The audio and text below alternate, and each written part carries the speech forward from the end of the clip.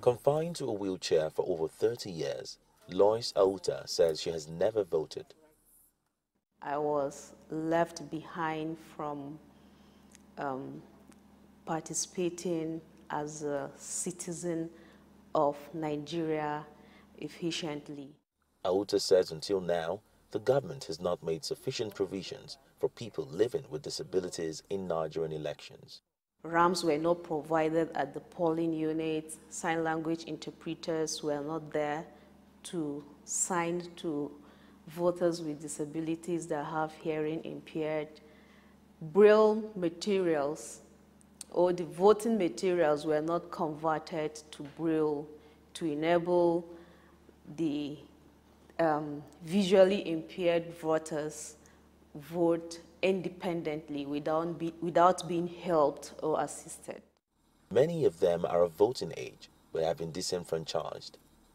Nigeria's Independent National Electoral Commission says it's working to include them in elections next year by amending the registration processes to accommodate them.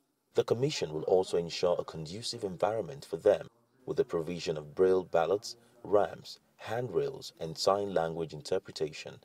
But Grace Jerry, an advocate for persons with disabilities, says progress is too slow. We have about 214 or 41 days or so to the to the general election, which is 2019. So how quick can we provide accessible voting materials? How quick can we make sure that voter education is accessible to people with disabilities? And how quick can we talk about removing barriers to polling units? An INEC official says the commission is on course to meet its goals. I can assure you that we will do everything to ensure that we make the electoral process